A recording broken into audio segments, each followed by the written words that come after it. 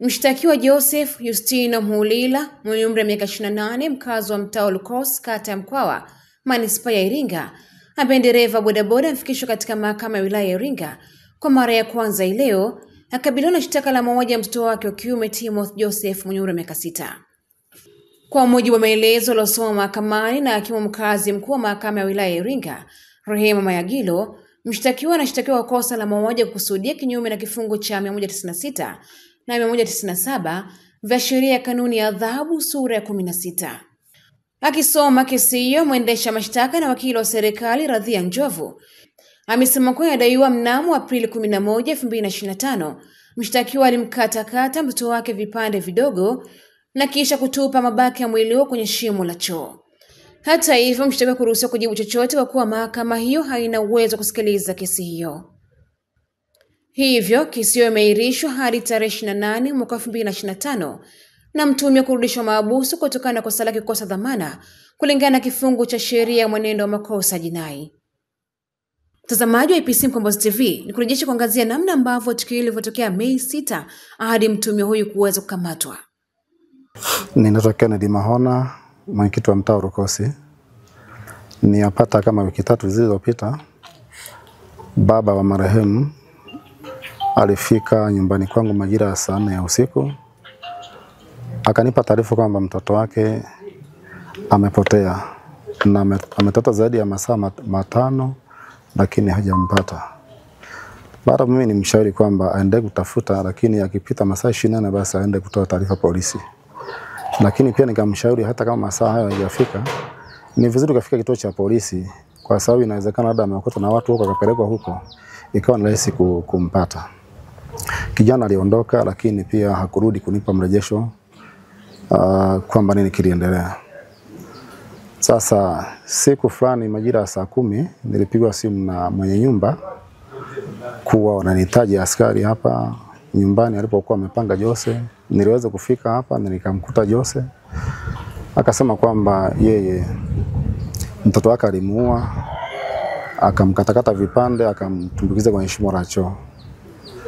Lakini walivyoangalia polisi hawakuamini kwamba kweli amefanya hivyo kwa sababu ya udogo wa tundu la shimo ambalo waliliona. Lakini baada hapo tena Jose alibadilisha usemi kwamba mtoto yule hakumuua, isipokuwa alikuwa anaogopa adhabu ya polisi.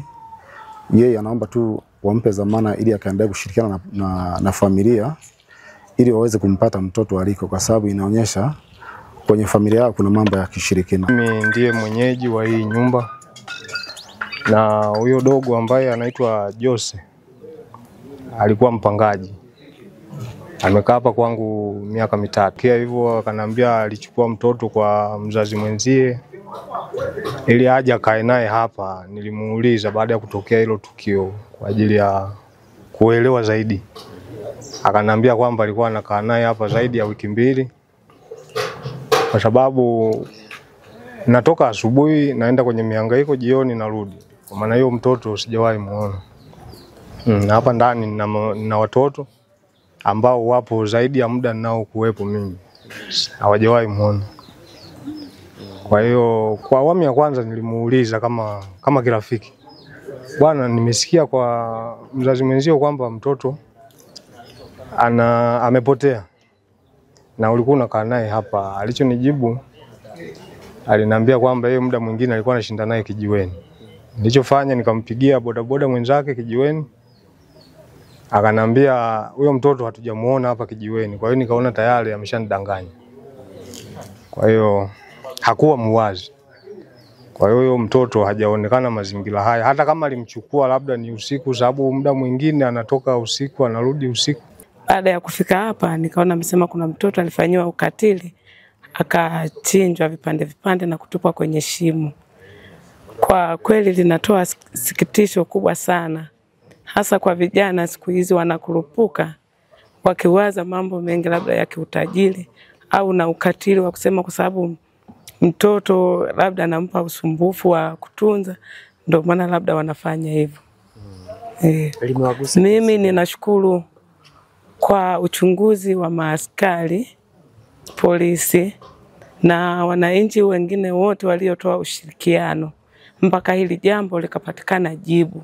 Manake bila kupatikana jibu vinaweza vikawa vitendo hivyo vya ukatili vikawa vinaendelea kila siku.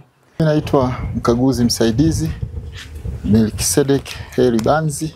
Nimefika eneo la tukio. Tumevunja sehemu ya choo. Tumegundua kuna nyama nyingi sana. Hatujadhibitisha kama ni za binadamu, lakini inawezekana kwa sababu kuna sehemu ya mbavu, kuna vidore na baadhi ya mifupa. Jina langu naitwa Hirit Mola na hii ni IPC Mkombozi TV.